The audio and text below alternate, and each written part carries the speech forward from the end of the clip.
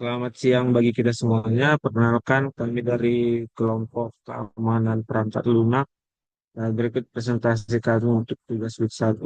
Adapun anggota kelompok kami adalah saya sendiri, Paul Manurung, dan juga rekan saya, Kasya Marbun, Gracia Lagan, dan juga Sedi Lukas Yaguan.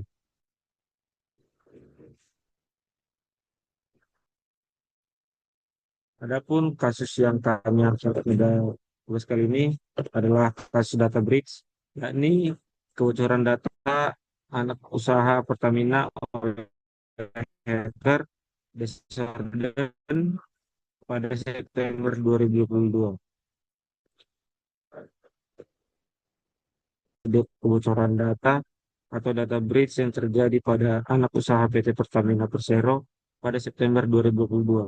Insiden ini melibatkan akses ilegal terhadap sistem internal perusahaan yang mengakibatkan data internal dan data pribadi karyawan bocor ke publik. Kasus ini penting dikaji dalam mata kuliah keamanan perangkat lunak karena menunjukkan kegagalan pengamanan sistem internal dan pengelolaan software lifecycle. Selanjutnya akan dijelaskan oleh rekan saya. Nah, adapun pihak yang terlibat adalah PT Sigma Cipta Utama, yaitu bagian dari Elnusa Group, perusahaan induk PT Pertamina, anak usaha yang terdampak, pelaku atau klien hacker dengan nama yang alias Desjardins, platform publikasi data forum hacker internasional. Nah, sebenarnya apa sih data breach itu? Dalam konteks keamanan perangkat lunak, data breach adalah kondisi ketika data sensitif atau data internal diakses, dicuri, atau dikeluarkan dari sistem tanpa izin akibat kelemahan keamanan perangkat lunak atau sistem. Elemen utama dari data breach itu ada tiga. Yang pertama, akses tidak sah. Berikutnya, kegagalan kontrol keamanan. Yang terakhir adalah data keluar dari sistem aman. Nah, letak data breach itu eh, terjadi bukan karena di My Pertaminanya, bukan karena di website publik, bukan karena di sistem Pertamina Pusat, melainkan breach itu terjadi pada software internal perusahaan yang seharusnya hanya bisa diakses oleh pihak internal. Nah, selanjutnya akan dilanjutkan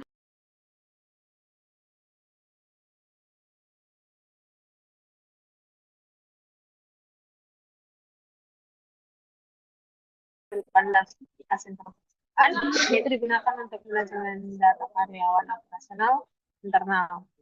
Sistem ini sudah lama tidak diperbarui atau update software, dan juga dalam konteks lunak ini menunjukkan bahwa tidak diterapkannya situs software maintenance, tidak adanya bad management, dan tidak ada pembaruan terhadap vulnerability yang sudah diakui.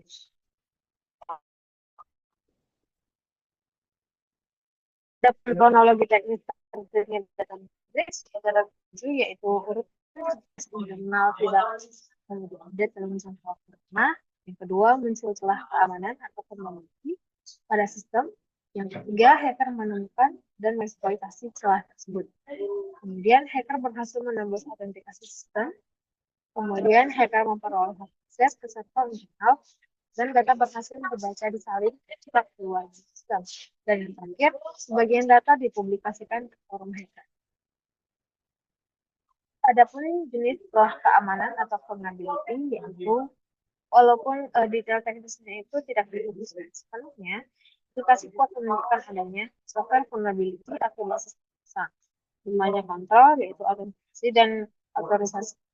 Kurangnya security testing dan vulnerability assessment, dan yang terakhir itu penetralan testing.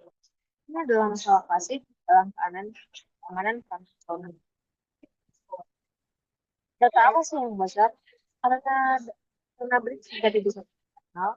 Data yang bocor itu meliputi data internal, itu database perusahaan, struktur sistem internal, dan kemudian sosmednya.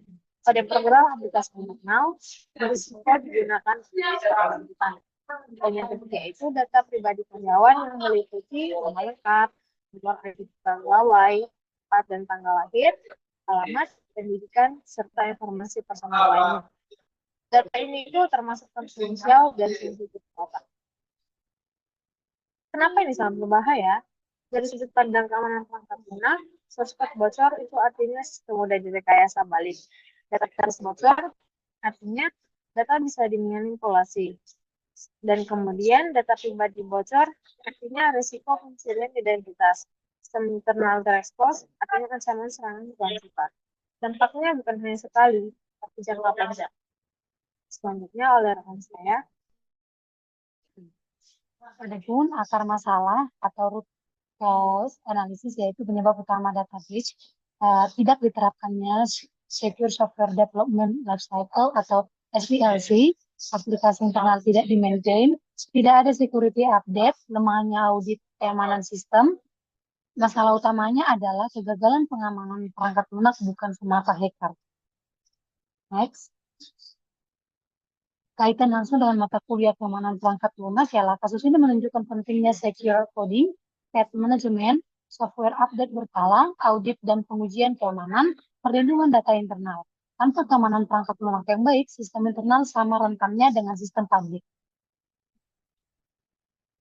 Next, bisa disimpulkan bahwa kasus kebocoran data anak usaha Pertamina pada September 2022 merupakan contoh nyata data breach yang terjadi akibat lemahnya keamanan perangkat lunak pada sistem internal.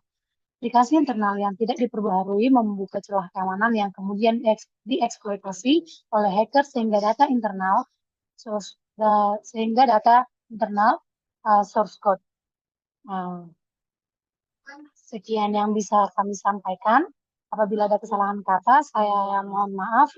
Sampai jumpa di pertemuan selanjutnya. Terima kasih.